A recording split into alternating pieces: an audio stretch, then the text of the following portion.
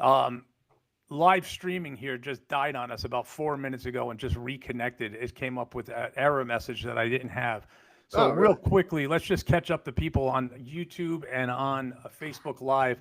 Um, I hate to have to do this to the people listening to your stream, but so far you've only missed. We've talked about Gary Bettman's appearance today on CNBC, about addressing gambling in hockey. Matt summed it up really quickly by saying that Bettman said that the integrity of the league was at such a high level, he doubts very much that any of that will take place. Matt, give him real quickly a little recap on the expansion teams for the people who were not able to hear that a couple minutes ago. So we had $2 billion going in Atlanta. $2 billion is set, ready to go for an Atlanta expansion team. Whether that happens or not, Gary Bettman said expansion is not imminent. That there's no plan for a team, but he's talking about 34 teams, not 36 right now. Indianapolis, Indiana is one of the teams. Houston, Atlanta are all contenders. No Kansas City was mentioned. No Quebec was mentioned. No Arizona was mentioned. So that's what we have thus far And as we far just as kind of recapped a little bit. We just kind of recapped a little bit about our opinion on Atlanta not being an NHL ready city. no. We kind of talked a little bit about that. Indianapolis, known for being the home of Gretzky and the Indianapolis Ice from the old WHA. And we talked a little bit about tonight, and Maddie had a really great observation a couple weeks ago. Again, this kid's getting credit. He's breaking shit left and right. About the officiating on the nights where all 16 games are being played and how watered down the officiating is. And in tonight's Ranger Hurricane, what a great example of poor officiating. Just out. And listen, I'm not saying this because I'm a Ranger fan. There's been some calls in this game that just have people's heads scratching right now. And I'm not the only one. When you got people like Brian Boyle and Dave Maloney and other experts agreeing with everything right now that we're saying, it's a little watered down, and it's not Yeah. really the best for the league right now. And we also discussed, and this will be the last recap, about the expansion. Maddie, named 4 teams and 4 cities, and that would equal 16 goaltending prospects and NHL ready goaltenders to be ready for expansion. That would mean 32 defensemen would have to be found. And then you're talking 20 forwards to each camp would be another 80 group of 80 to 100 forwards just to go to training camp. Where are they going to get these players? It's just not going to happen. It's just too much people that are going to skip watered down college. hockey. They're going to skip college, and the AHL guys, KHL guys, it's just not happening. That's just not happening with the league. And you see teams already struggling. You see save percentage right now. I've done a couple of videos on my YouTube, guys, that save percentage for the first time in 30 years is sub 900. If you know across the board, save percentage is sub 900. So if you have a good goalie, you got to keep that goalie. What do you think is going to happen when you have, AHL defensemen, AHL goaltenders, and you still have the same high level skill as you have the Bedards, the Celebrinis in the world, and whatnot. And real quick about Celebrini, not to get off topic, his 13-year-old brother in 30 games has 83 points. He has like 30. Only 83. Like the guy's struggling too. I know, clearly he's not as good as the older bro, but we've talked a lot about the future of hockey, and let me tell you, if you're a hockey fan right now, I lived this, guys. Okay, I'm old. I'm 55 years old. I'm not ashamed to say, I lived Gretzky's first NHL game. I lived through Messier. I lived through getting to see the end of Lafleur. I got to watch Bossy. I got to watch Ron Duguay as a Ranger when he was lighting up the net. When a new generation of talent comes in, you recognize it really quickly. And Celebrini and Carlson and Bedard, I hate you. Connor Bedard, which we'll get into later, that video I posted. Schaefer. Oh my God, I had to give the kid credit. I hate you, Matt. All of this talent has flooded the NHL in 1.5 to 2 years. And what a lucky group of fans. If your 8, 9, 10-year-old is watching hockey right now, I will guarantee you they're going to be asking for a Leo Carson. They're going to be asking for a Celebrini, a Wyatt Smith, Will Smith, all of these guys' jerseys out there, man, because these guys are lighting it up. And it's like watching a video game. These guys are so fast, so talented. Their hands are incredible. Good. Who's the kid in? Oh man, I'm drawing a blank right now. Philadelphia traded for him from the Ducks. Zegras. Zegras. He's reinvigorated out in Philadelphia. He's lighting Point it per up. game player over there. Mitchkov is getting hot. So right now, the young talent is completely dominating. Matt, give us some stats on what these young guys are doing and where they stand in the top 10 scoring. I mean, it's really Nathan McKinnon, who's 30 years old, and then it's all these young kids. I mean, Connor McDavid's right there too, but Celebrini is right among the league leaders. Bedard, your favorite player, right there, and I mean, Matthew Schaefer's doing stuff as a rookie defenseman that hasn't been done in a long time. Not only is the future of the NHL so great, the future of Team Canada is extremely bright because all those guys are Canadian as well. So I mean, honestly, yeah, we're in a little trouble, I don't USA. see Team USA. I mean, Moms, we need you to get some super sperm in you immediately and start producing next generation of hockey stars in the United States. Honestly, even if you look at this future of the 2026 class, you got McKenna obviously at the top. You got another Swedish guy, number 2, but then the next 8 prospects are all Canadian. Yeah. There's not a American prospect on number 12.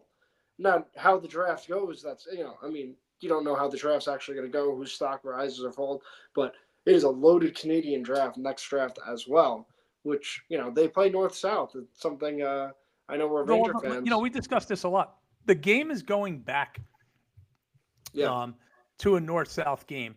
Thank God. The Dazzle, Bedard, Carlson, and I'll throw Celebrini in there. They could still do what, and McDavid, obviously. McJesus is incredible. I will never unsee that backhanded goal he scored a couple games ago. But the talent level with them is at a different level than most guys. But your second, third, and fourth line guys now are almost forced to have to play north-south again. The rinks are not getting bigger. There's no way to expand NHL rinks. Back in the 70s in the 80s when they agreed on dimensions, most of the dimensions were maxed out for some of these buildings.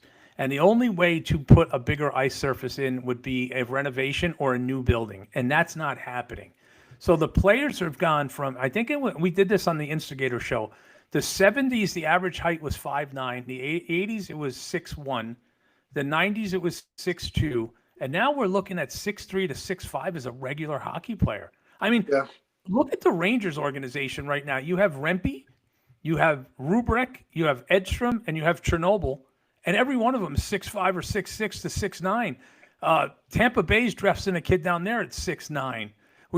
Somebody just signed, and was it Washington, just signed the first 7-foot hockey player to an ECHL contract? The guy was legit 7'1".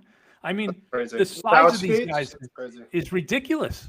Yeah, honestly, the league is getting so big right now, and we honestly, you have to adjust with the league as things go. And to be 100% honest with you, I think it's not only they're getting bigger, they're getting faster too. So I mean, you got guys who are bigger, faster, stronger, north, south, and it's exciting to watch. It's really exciting. Did you ever watch that documentary, Matt? Bigger, Stronger, Faster? Yeah. Yeah, my friend of mine wrote that. He's a pro wrestler. I mean, if you haven't watched it, it's a little dated now, folks, but go watch this documentary called Bigger, Stronger, Faster, and just look at the stuff that's going into our food and size and hormones and the difference it's making in people's bodies and steroids. And, it's just a fascinating documentary. But, Maddie, let's talk a little bit about, can I tell the full Bedard story? Can I just get it off my chest and tell people? Yeah, let's go. I took a lot of hate mail on this subject from people on Facebook and on TikTok. Okay, guys, so let me tell you this. I joke around, I have a show, but I seriously covered the draft 2 years ago for a major corporation. I had passes. I'm not going to get into who it was because I no longer work there and I don't want to give them any publicity. But I also was the first person to ever interview Gabe Perreault. I have some stuff I just found with Mitch Mariner, actually, which I'm going to put out a little, quick 3-4 question interview I did with him. And it's pretty, I had a great draft for myself breaking into the business. It was great. So here we go. The autograph hounds were out in full force.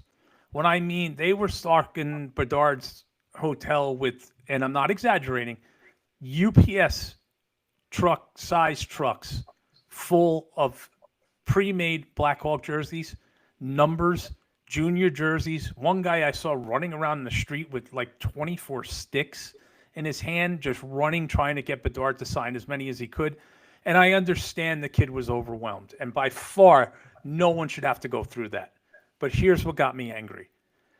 So the NHL 2K was holding their World Championship game, their video game for PlayStation, and it was being held outside. Now, the draft in Nashville, it was 100 degrees plus humidity. At one point, it reached 115 on the ground outside where they were playing this game.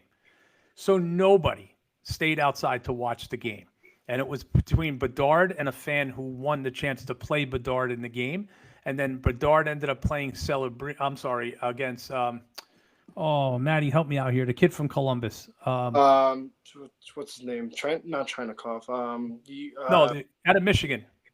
Fabrini? Nah, I can't think of. Anyway, it doesn't make a difference. He ended up going third in the draft. He was playing, the two of them were playing for the World Championship, and there was nobody outside to watch. So Bill Daly from the NHL, asked a bunch of interns to go inside and get kids and tell them to come outside. They were going to get a 2K water bottle, a puck, and an autograph from Bedard when the game was over because they needed footage for NHL Network. So they put these kids in this little courtyard on the blacktop with like a 70 to 100-inch screen that they were playing the game on, and the kids were watching. And the game's not short. It's like a 40-minute game to play a full game. One kid passed out. Another kid had to go back inside from heat exhaustion. Parents were getting upset because it was so darn hot, and the game just seemed like it never was going to end, and it finally ended. And the kids were all standing there, and I'm not exaggerating, Maddie. They're standing there holding their little hockey pucks just like this in a line. And they're all just standing there. And Daly says, "Where's Bedard?" And everyone looks around, and the guy from NHL 2K goes, "He jumped out the back window of the trailer and got in a car." He left those kids, knowing he was supposed to sign for those kids. He left them out in that sun and took off. Then he was paid very handsomely for a dinner with the Chicago Blackhawk fans after the number one pick. People paid $500 for a private meet and greet with him. I don't know how many. I believe it was the first 100 fans were let in, but they paid a large sum of money to get an autograph and a picture with him in a building across the street from the Bridgestone Arena. And Maddie, I kid you not, this was his autograph. Just a check mark. He checkmarked every single person's memorabilia, jerseys, hats, everything. And then the one that got me raging was there was a little boy, and this one hurt because I was that kid at one time, and every one of my heroes signed for me. He could not have been 8 years old. I was on the red carpet inside the barrier. He was outside the barrier, but he was in the first row. And he had nothing on him but a Black Hawk hat, Maddie, and it was a Warren. It wasn't like the kid was going to sell it on eBay. Right. He held it out for Bedard to sign it, and the NHL took their cameras and put it on the kid and pointed to Bedard to sign the hat. And he walked past the kid, and the kid looked up, and Bedard's father took the hat and wrote his name on it and said, "You want my autograph anyway, kid. I made him." And they left the kid standing there without an autograph again. And I'll be honest with you. I've met every single player in my lifetime, from Wayne Gretzky to Mario. I'll tell you a Mario Lemieux story really quick. Mario Lemieux was with the hated Pittsburgh Penguins. I'm a New York Ranger diehard, if you can't tell what's going on in my life behind me. I love and live and die with the New York Rangers. Maddie could tell you I'm a little bit fanatical, and I lose my temper over this team. Mario Lemieux and the Penguins were staying at the hotel I was running in New Jersey when Mario was battling cancer. Mario was still traveling with the Penguins, even though he wasn't playing. He came in, and Maddie, I don't know if you've ever seen anything like this, but it's a little upsetting to me to think about it. But he had just received chemo on his neck. He was receiving radiation and chemotherapy, and his neck was raw like chopped meat. And I mean, this man must have been in tremendous amount of pain. But he was with his teammates because he's Mario Lemieux, and he was not going to let them down. And when he pulled up in front of the hotel, there must have been 40 or 50 people. And when we went to escort them out, he said, no, leave them alone. Guys, I'll sign one for every single person online, but what you have to do is hand it to me in the window of my car, and I'll hand it to you out the other side because my neck hurts. Here's a man who's fighting for his life, just got done having radiation, and signed for like 40 people, mint perfection autographs, because he didn't want to disappoint fans. Maybe I'm old and I'm in a different era, man, but aren't we supposed to be building this game? Aren't we supposed to be getting fans? And I don't mean the guys that are waiting outside with 30 things. That's a whole different story, and that's on them for they should be ashamed of themselves. But as far as just giving an autograph to a fan of one or two little kids, or even that guy with that magazine where he's like begging for him to sign it, and he even said, "Hey, just I'll put my own name on it. You can customize it," and he refused, and then he took his pen and just ruined the guy's magazine. I don't know. I think the kid's got a bad attitude, and I'm sick of it already. Yeah, I mean, listen, your whole point, you want to grow the league. You want to grow the league, and Bedard, honestly, listen, I've never been famous. I have never been the kind of guy that, people want my autograph, people follow me, this and that. But, when it's one guy privately, this and that, I don't see why not. I mean, listen, I met two people when I was working as a mailman. Two people, okay? First one was Kevin James. I met Kevin James, and he couldn't be nicer. I literally lives in a gated community, this and that, went in there, said, "Oh my God, you're Kevin James?" And he's like, "Yeah." It's like, "Cool, can I get a picture?" Simple. And just that. No, I was in uniform as a mailman. So, I mean, they came. He can relate to that. He can relate to that job. Correct. But I saw Jacob deGrom once, right? And I saw him at Chick-fil-A, of all places. I saw Jacob deGrom, Chick-fil-A. He was with his family. And I said to him straight up, I said, "Listen, man, I know you're with your family." I said, "I'm a big Met fan. Any shot I can, get a picture." And he said, "Yeah, no problem." So, I don't understand why these guys are like that, but it is what it is. But I mean, again, like I'm not saying that bother the guy at a dinner. I'm not saying to publicly disturb him and his family, but when he's walking in, it's one person and it says sign a magazine. Yeah, when you're a one-off, Bedard's got to sign that when you're a one-off person. When someone's just coming in. If you don't want to sign for the adult, that's fine. Boom. But what he did to those kids at the draft totally disgusted me. Vinny Trocheck, 3-1 Rangers, ladies and gentlemen. You're killing me. I'm 6 seconds behind you. Sorry, buddy. No, make sure you tell me. I don't care. As long as you're saying it's the Rangers and not K'Andre. Vinny Trocheck, everybody. And so now that's Trocheck's 5th goal in 9 games. Yeah, well, I mean, they sorely missed him. This team is so bipolar. What a beautiful setup on that goal. That's Panarin right there. 2 points for Panarin as the Rangers take a 3-1 lead live here on Hockey Night USA. Still makes me nervous. We got Boston still up 2-1 on the Islanders also. I watched this game to see if there was any retaliation to what happened with Schaefer in the last game when that ended with between these two teams. But so far it's been pretty mild-mannered. Good. Better record away than home. Yeah, I agree. Getting some comments here from TikTok. Yeah, they are better record away at home. I mean, they had a rough road trip this past road trip. But you know what? I mean, I don't know what it is, but listen, they just got to get going any way they can, rack up these points. They're in a hole right now. They're in a hole. You know what's funny? We argue all the time, and you get me going. And I promised myself I wasn't going to yell tonight, and I was going to be a little nicer to you because I think sometimes I hurt your feelings, and I don't mean to. It's just because you have so many gosh damn stats that are true, and I got to argue them with an eye test. But they're 11-11 and 1 or whatever the record is. They're dead 500, and all I keep saying to myself is 3 goals. Okay, let's say 4 goals more on this season, and they have a dominant record. And it's frustrating because I know if your aunt had balls, she'd be your uncle. Anybody could say whatever you wanted when it comes to if. But they're not been that bad. But Quick has outplayed Igor for the last month. JT Miller's provided nothing. Adam Fox hasn't scored a goal in 20 games. Yeah. Their top 6 is terrible. But maybe tonight we turn a little bit of a corner, having Zibanejad back at center with Miller playing center.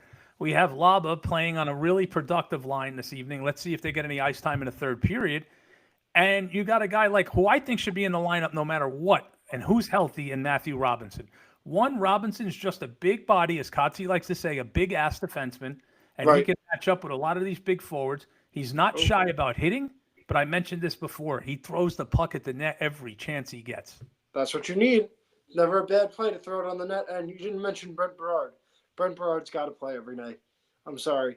He can play top six. He can play bottom six. You can slot him in anywhere. He plays hard. He should have made the team at a camp, quite frankly. I understand why he didn't. But that's don't want to dive too much into the Rangers here. Let's go into a little bit of trade rumors here. So we have Nashville. We talked a little bit about Ryan O'Reilly. But what about Buffalo? I mean, Buffalo's, I mean, again, they kind of washed Chicago 9-3. They beat Carolina 4-1.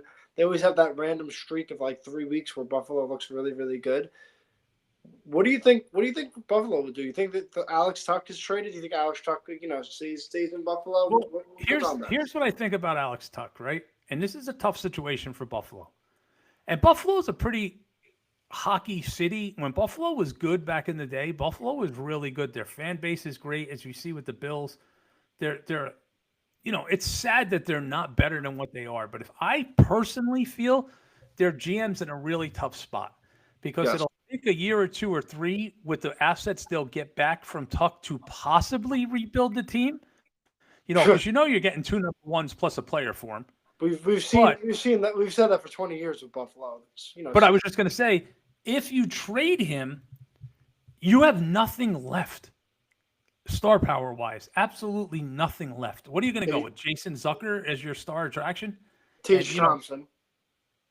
Yeah, but you got a 50-goal scorer who throws his body, who's a power forward, who's I don't think he gets enough mention in the NHL as being. I mean, he's my number one trade target for the Rangers. Oh, you've been saying that since preseason. I said that from the get-go. He's a right wing too. So let me ask you, in the right deal, you're the Ranger GM right now. You're Chris Drury. What's your offer for that kid to Buffalo? What's my offer for Alex Tuch?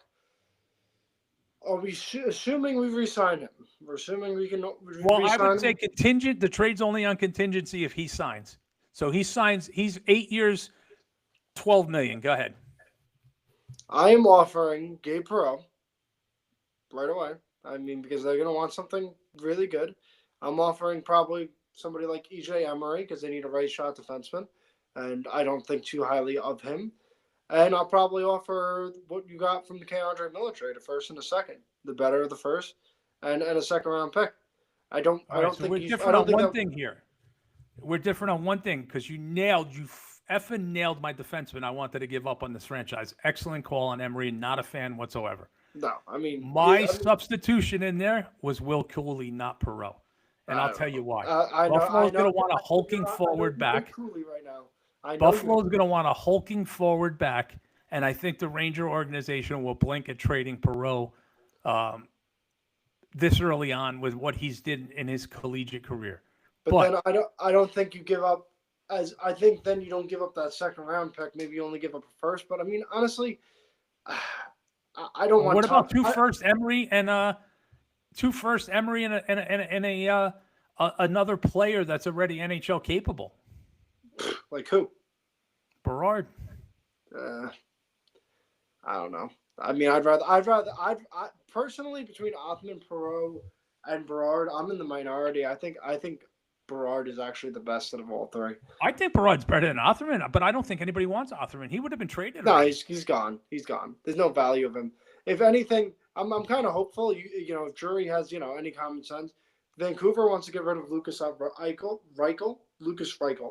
I would try to flip Othman for Reichel. What do you think happened with that kid? Why did Chicago give up on him, and now all of a sudden Vancouver doesn't? I mean, he just hasn't fit in. I mean, with Chicago, he played pretty well this season. Lucas Reichel. He had 5 games in Chicago, 2 goals, 2 assists. So I mean, hey, 4 points in 5 games. That ain't bad, right? Not at all. But he goes to Vancouver that needs a young star, and they just gave up on the kid. He just couldn't find it in the lineup. I mean, I think Vancouver's all over the place. Vancouver's kind of like Western Rangers. They just kind of like, not only do the Rangers always seem to trade with them, but they just kind of seem to be getting their own way, and they just can't really figure it out.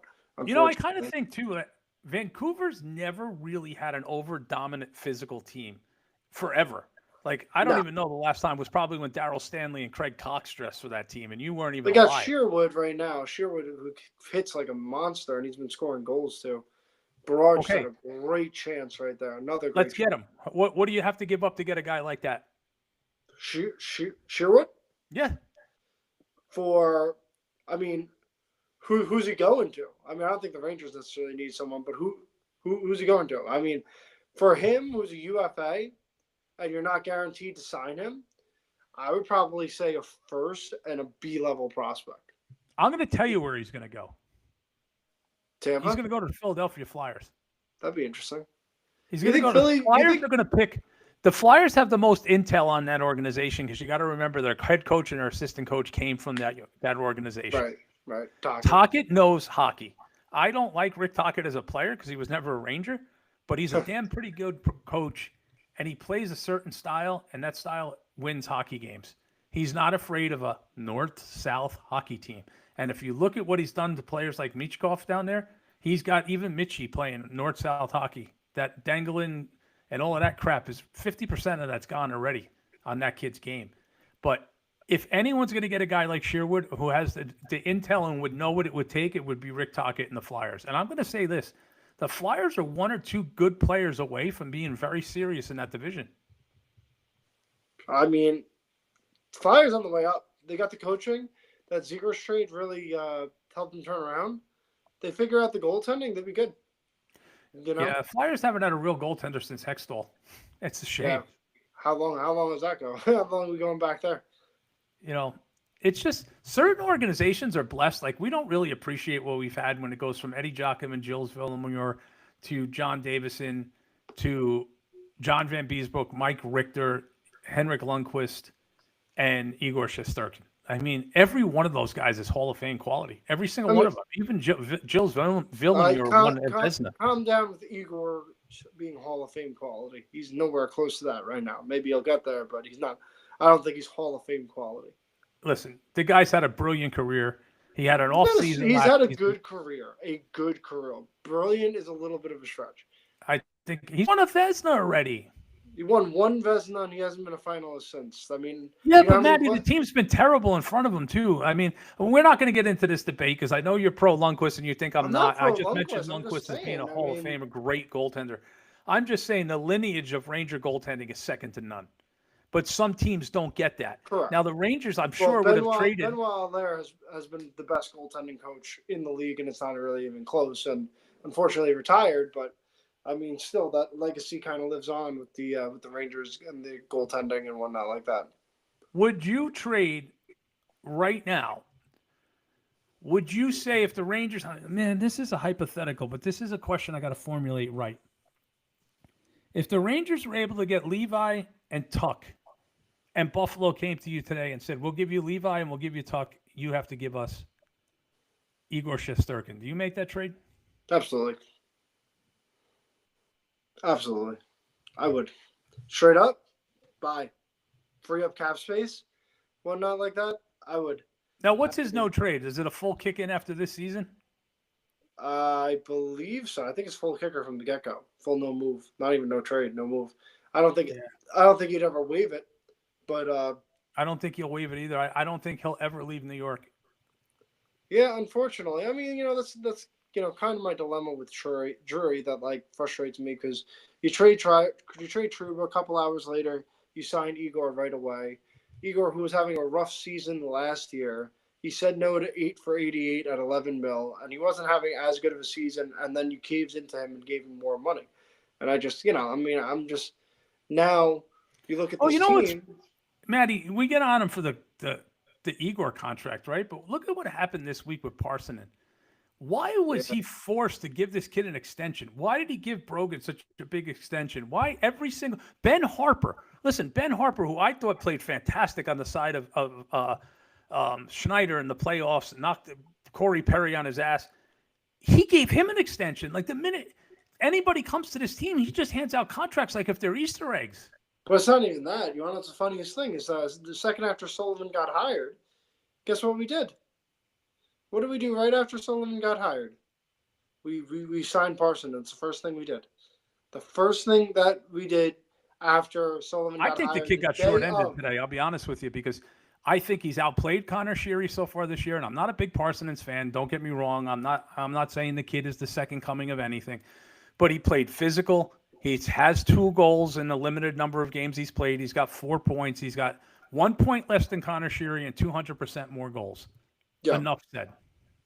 I mean, yeah, I'm not 100. I'm not a big fan of him either way, but you know what? I mean, Parsonen I would have in the lineup over Connor Sheary. I'd have him in the lineup over Johnny Brodzinski either. I'm not a big Johnny Brodzinski fan. I know he can score a little bit, All right. but at the end of the day, I don't know. We didn't know each other at all, but Johnny Brzezinski was my Connor Sheary of last year. I buried that poor guy.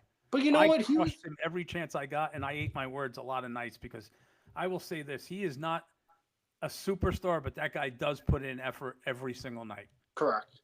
And not only that, he does produce. He does. You know, he will produce. But I mean, there's just there's no ceiling with him. He got an extension too. Yeah. You gotta. I don't know. I mean, listen. We're gonna win this game in Carolina. Hopefully, we're up 2 goals here. What's the only defenseman to play for the Rangers, Hurricanes, and Whalers? Malik Malik, maybe. That's the Cadillac trivia question. Yeah, I don't know. It's not Kotze. No, Kotze never played for the Hurricanes. Well, the Hurricanes and the Whalers are one organization, so remember that. It was Malik. Malik Malik, yep. Yeah. 20th anniversary of his between the legs goal tonight at Madison Square Garden in the shootout. I was at that game. It was one of the last games I ever went to. Huh. But, I mean, we got 10 minutes here. If we can hold on to this one, build a little momentum. This weekend's tough, though. This weekend's real tough. Friday. Give us the rundown. What do you see? Hmm? Tell us what you see for the weekend. If you can hold on here, right? 10 minutes to go, up 2, and you should. And if you don't win, don't jinx it, Maddie. You said it 3 times. If let's just say they win. Don't say nothing else. 3 out of 4 over the weekend, you're in good shape. I'm feeling good. Then you got basically 7 out of 8 possible points. You got Tampa. Tampa's playing really well right now, but you played them well a couple weeks ago when you went down there. But Tampa Bay is dressing a very big physical team the last couple of weeks. You're missing Rempe, honestly. Any word on his return? No word whatsoever. I looked at it the other day. Nothing. Didn't Kotze say the other day he was skating again? I didn't hear that. I didn't see that. I think I would have found out. Yeah, I haven't heard a single thing, and I look it up all over. I even go to his sister's social media. 3-2 Rangers. Jarvis just sniped one on Lundqvist. Not Lundqvist. Just Sturkin. So you got me talking Lundqvist. That's a beautiful snipe. Yeah, he didn't have much. He didn't have much room, and he sniped that. That was crazy. Oh well, maybe we're not going to hold on to this. You never know, man. Oh my God, this team. Let me tell you. You know what I don't like about this goal right here? Schneider's out of position. This goal is in the net because both Soucy and Schneider shied away from contact and dumped the puck scared. That's on Schneider. That's not on Soucy. Soucy's got his man. No. Before that, the play before that, when he dishes the puck to Schneider, and he puts Schneider in a pretty difficult situation with the puck, and Schneider, instead of taking the hit, tries to just poke the puck around. Watch. I got from about Rempe. He's rehabbing his hand. That's the last thing that we had heard. So I mean, that's my. Well, where did we get that from? Somebody on TikTok just told me. Oh no, I'm just saying. I mean, we know about the hand. I was just hoping that somebody had confirmed, other than his sister, that it is his hand, because Vince Merck had it. Thank you, Mel. Yeah, no, whoever put that in, appreciate you very much. Thank you. I mean, because we don't get any New York news about the Rangers unless Emily Kaplan's in town. She's the only person who breaks anything Rangers, and now, God rest his soul, Larry Brooks being deceased, we have no hope as a Ranger fan base for any kind of newspaper coverage. Let's switch gears a little bit for a couple minutes and go to the other 2 local teams, even though I hate talking about them, but the New Jersey Devils and the New York Islanders. Devils have a kid that I absolutely love in Dylan Mercer. Mercer's a hell of a hockey player, man. He's not. Future Canuck. I'm sorry? Future Canuck. You never know, unfortunately. You know, he should have been a Nashville Predator. He was the center point of the deal that Nashville pulled off the table, and it was confirmed. It was him, Foote, a number 1, a number 2, and another player in juniors from the Devils for Saros. And the actual Nashville Predator front office pulled that deal off the table. That's crazy. You would have Darcy Mercer. Well, that's why the Preds are a poverty franchise outside that cup run that they had. Well, you know, Barry Trotz also traded Askarov and decided to extend Saros, which was a major, major mistake. And anybody could be a Monday night quarterback. But let me tell you something. I was all over that. I said, this kid Askarov broke every record Igor had in Russia. He's super talented. He's a personality. Did you ever see when he won a shootout in the minors? He'd pull the net down on him and bench press the net and then get up and skate with his teammates. Like, he was just a personality. And when a goalie's kooky, he's usually pretty good. That's funny. But back to your point about you were talking about Mercer with New Jersey. New Jersey's been playing real well, and then obviously the Jack Hughes injury sets them back. That's kind of the story of New Jersey. They always seem to get hurt and whatnot. I thought New Jersey was the best team in the Metro. I mean, I don't think Carolina was the top team in the Metro. The Islanders are the most fun team to watch in the Metro. I know you're gonna hate me on that, but no, the Islanders. Maddie, when I'm being serious, and I'm not just yelling because I hate the team, they're a pretty damn good hockey team to watch, you know. And I'll be honest with you, I found myself watching them more because of this kid. Yeah, but they play together, don't they? The Islanders. They seem to always, like, you know, have each other's back. I mean, I don't see that as much with the Rangers. I see Brett Berard getting nailed in the corner, and I don't see anybody sticking up for him. Yeah, but we said that for many years with this organization. That's not new. That's a Ranger way. The Rangers kind of really don't play. I don't know. It's kind of weird. Even with Rempe, like, there was a couple incidences where I feel like Rempe went out and gave his face up for the team, and like literally it didn't look like they got any spark from it. You know, it's kind of weird with the Rangers. This group of millionaires is just lazy, but I want to get off of them and just keep talking about the Devils. I think the Devils are really, really, unfortunately for us, a good hockey team. I think they match up well with size. I think they match up well. I don't think many teams could score with that team. Or if you get into a shootout with them, they can win a shootout. And if their goaltending's on, they can win a 2-1 game, which is pretty good in this NHL. Yeah, no, they got the most complete team. If Markstrom's on, they're good. But I mean, they have a tough stretch of 11 games in 19 days. With Jack Hughes being hurt, that team was not the same last year when Jack Hughes got hurt. Fuck. Sorry. Nope, didn't go in. Just made me very nervous. Sorry. One thing that I wanted to say was the condensed schedule this year has really resulted in a lot of injuries and a lot of day-to-day people missing day-to-day. Yep. So not like long-term injury. Now look at this. Here's the Ranger getting poked, right? You letting Igor get hit. Trocheck's the only guy that comes in and does anything about it.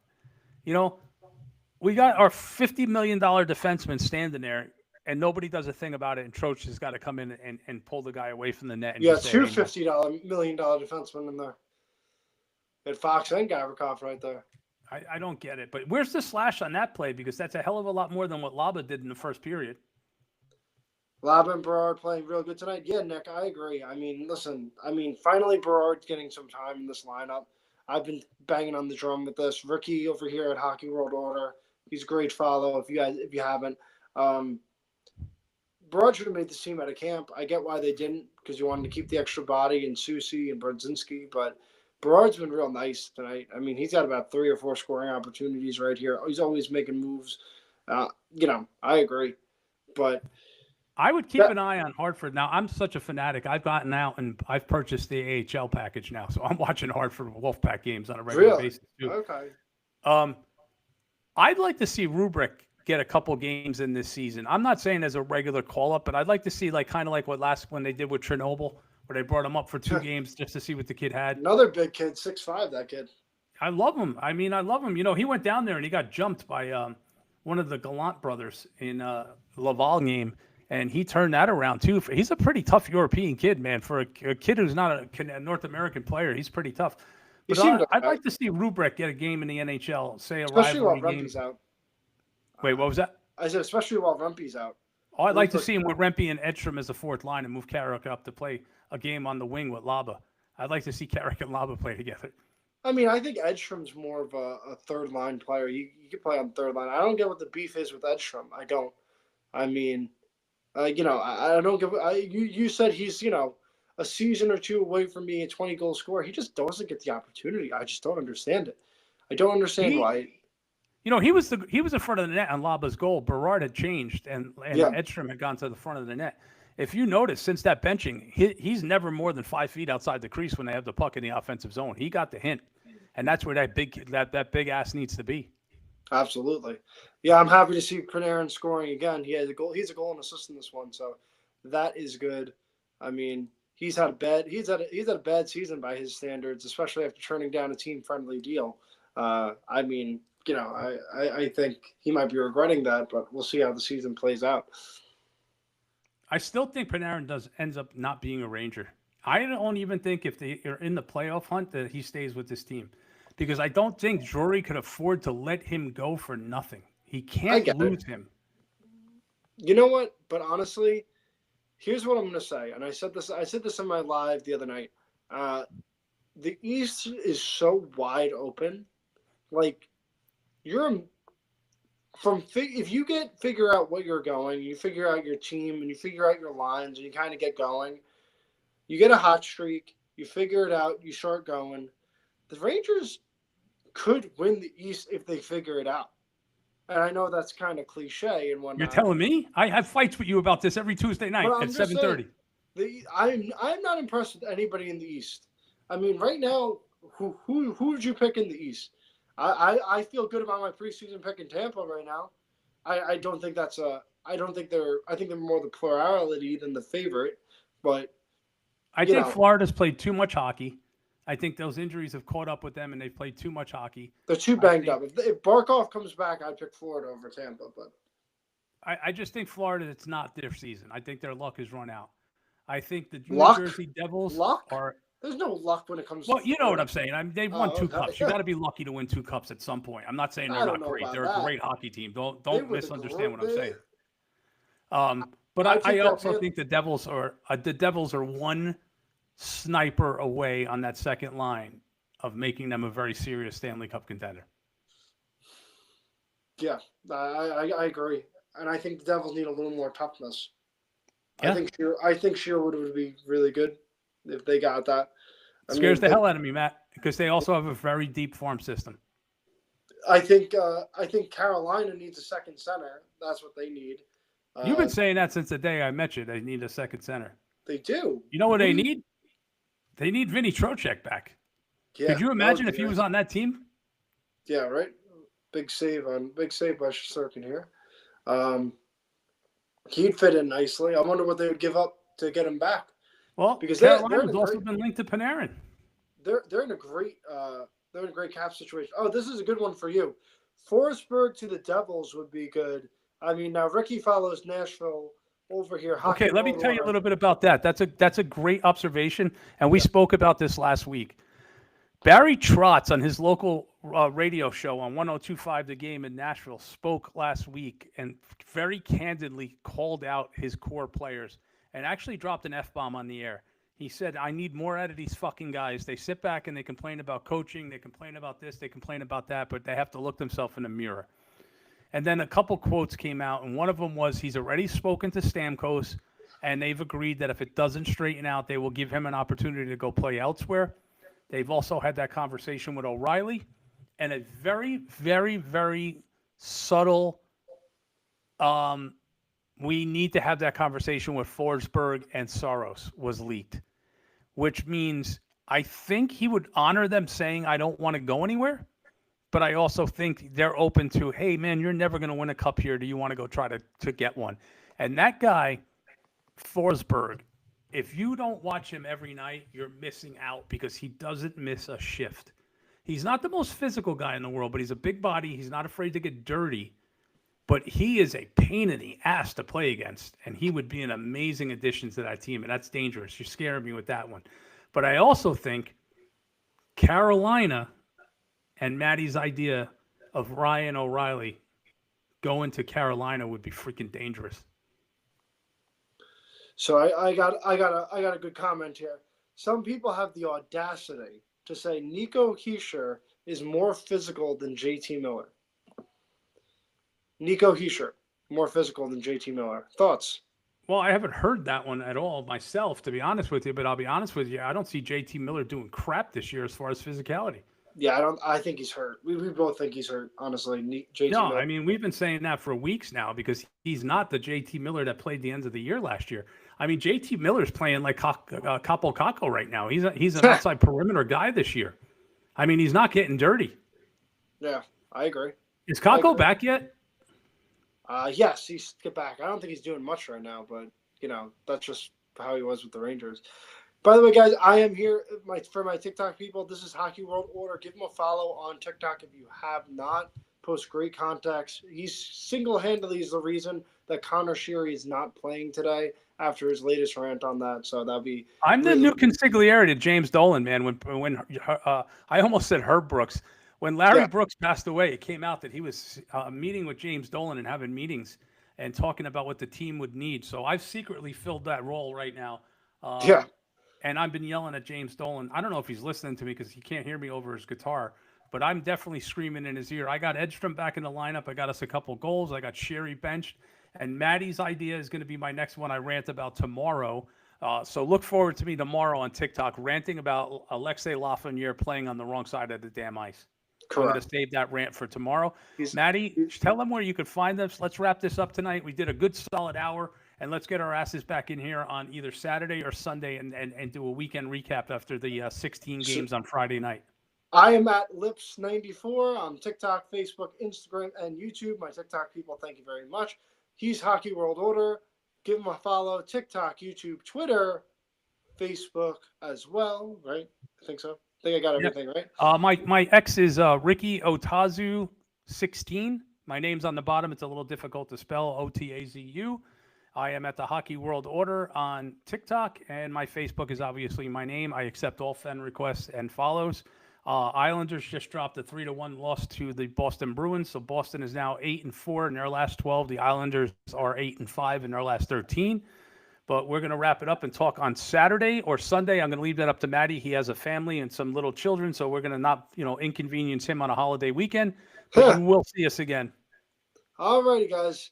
Thank you so much. I want to wish everybody a happy Thanksgiving, happy and healthy, and enjoy, okay? Take it easy. Good night, guys. Good night.